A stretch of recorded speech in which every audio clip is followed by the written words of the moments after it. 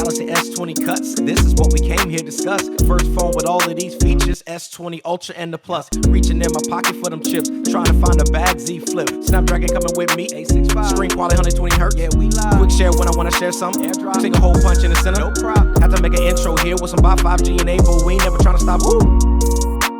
So let's get it poppin' right now in this video. Hit the subscribe button right now while I play loud spit facts through bars on your stereo. Squad.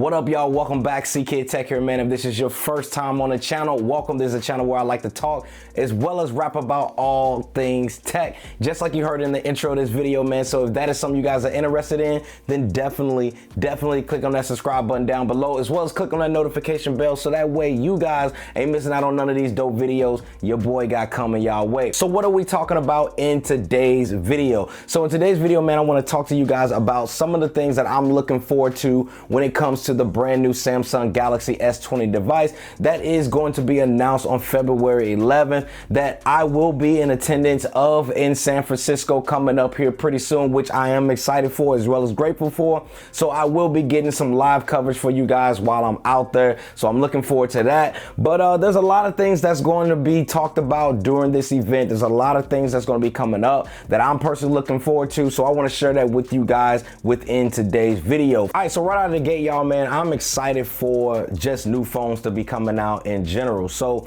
as you guys already aware, there will be a Galaxy S20, S20 Plus, as well as an S20 Ultra one that's going to be coming out. And then there's the talked about rumored Galaxy Z Flip that will also be announced as well. So I'm looking forward to just new phones coming out. I know it feels like it's been a minute since there's been new phones, but in reality, phones really did just come out. But I'm excited for just some new tech in general, so that is what I'm personally excited for with that. And I'm just curious to see what are some of the new features that they're going to implement with that brand new Snapdragon 865 chipset by Qualcomm. So I'm looking forward to a lot of the software features that's going to come with these devices, because as you guys already know, man, when it comes to a lot of the hardware of these devices, we've pretty much kind of peaked when it comes to hardware. I know we're now getting into like foldable devices like you guys see here that I've had here on the channel, which is the Samsung Galaxy Fold,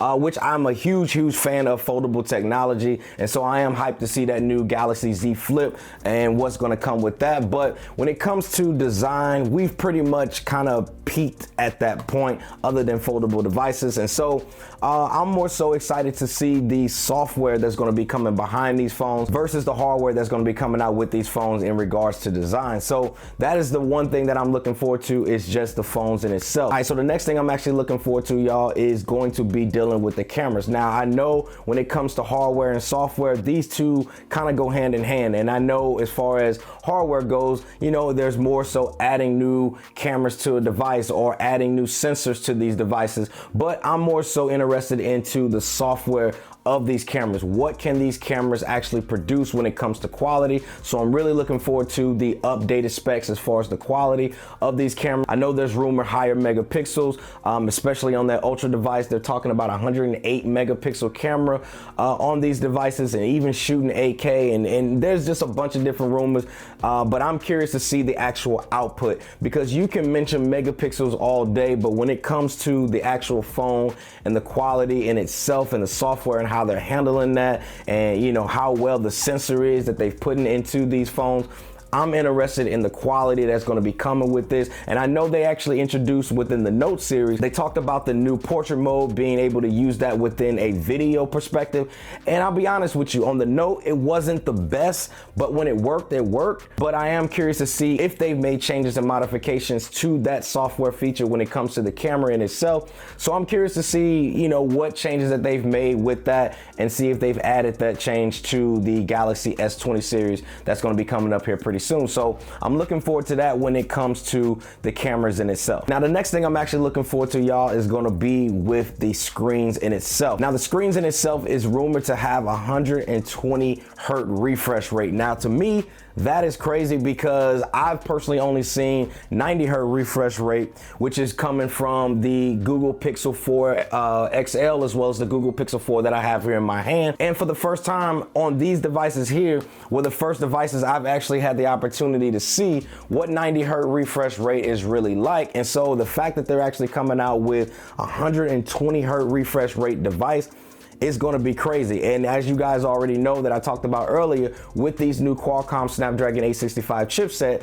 it's able to handle those higher refresh rate screens that we're not able to see on these AMOLED displays. So I am looking forward to seeing what 120 hertz refresh rate looks like, because to be honest, it's one of those things where you don't really understand how good it is until you actually see it in person. And like I said, with the Pixel 4 XL as well as the Pixel 4 were literally the first devices that I've personally had the opportunity to see what 90 hertz refresh rate actually looks like. And so with that being said, I'm looking forward to 120 hertz to see what it's like when it comes to gaming, because there's definitely pluses to 120 hertz refresh rate display when you're dealing with gaming on an actual device. So I am looking forward to that. But there is caveats to that. There's definitely some downsides to having 120 hertz refresh rate, and that literally comes into play with the battery power. Now, battery power is probably going to take a hit when it comes to 120 hertz refresh rate, and I'm figuring what they're pretty much going to do is out of the box, they're probably not going to give you that 120 hertz refresh rate right out of the box.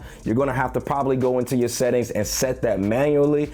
And you can probably go into, like I did on the Pixel here, is I actually went into the developer option and I forced it to always show me a 90 hertz refresh rate, kind of versus it being like this variable thing where it kind of switches back and forth based on when it feels that it needs it, to kind of help with the battery consumption on that. But if I can, I will be going into my device and forcing that to always have 120 hertz display, because if they're going to give me that option, why not just change it to it right out of the gate? So that's personally what I'm going to be doing with my device. But yeah, I will definitely be testing that out and letting you guys know what that 120 hertz refresh rate is going to look like, and showing you guys how smooth it is. Now, the next one that I'm actually looking forward to is actually a brand new feature that they've been talking about that I'm literally excited for, because this feature right here is literally the #1 feature that I'm looking forward to, and that is Quick Share. Quick Share is going to be, to me, the final thing that I feel like Samsung and Android overall is missing, and that is a AirDrop-like feature like we get on iOS devices, and that is the ability to be able to transfer video files, photos, transfer audio, transfer documents, all without having to plug in devices into one device or having to plug a cable into my laptop, and just being able to transfer file from one device to the next without having to plug anything in, and everything being done wirelessly. This is a feature that Apple has had for years now,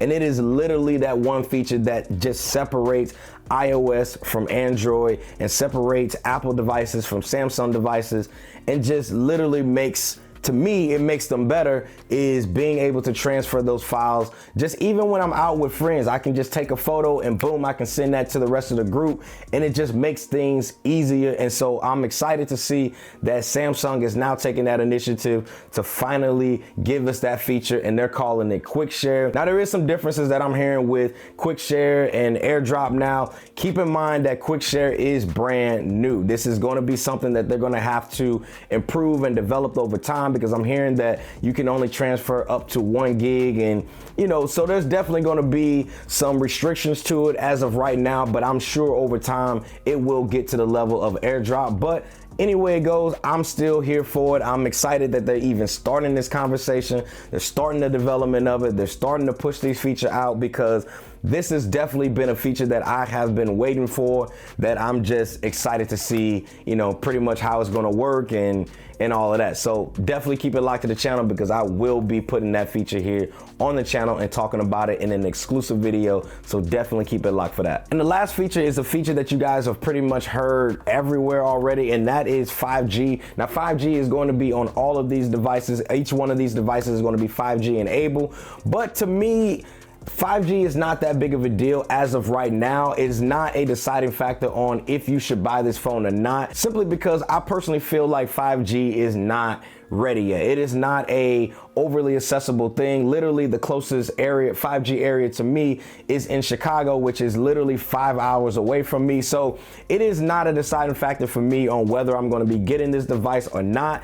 But to know that this device is going to be 5G enabled, so let's say 2-3 years from now, you still have this device, your phone will be able to pick up that 5G signal. You'll be able to have those fast speeds to your device. So the fact that they're readying these devices now for the future is definitely a plus, but I do feel that it is not something that you guys should be running out and grabbing these devices simply because they are 5G enabled, because 5G is not something that is literally everywhere that the masses can just hook on to and just have access to, because literally even in Chicago, which is, like I said, 5 hours away from me, it is only in a small subset area there. So it's not like this, you can just walk around the city anywhere in Chicago and you'll have access to it. So, but overall, man, I'm looking forward to these phones. Again, like I mentioned earlier in this video, I personally will be at the Unpacked event here in San Francisco that is going to be coming up here pretty soon on February 11th. So definitely make sure you guys are following me on IG, following me on Twitter, because I will be posting a lot of stuff as I'm at the event, showing you guys some things as it's happening live.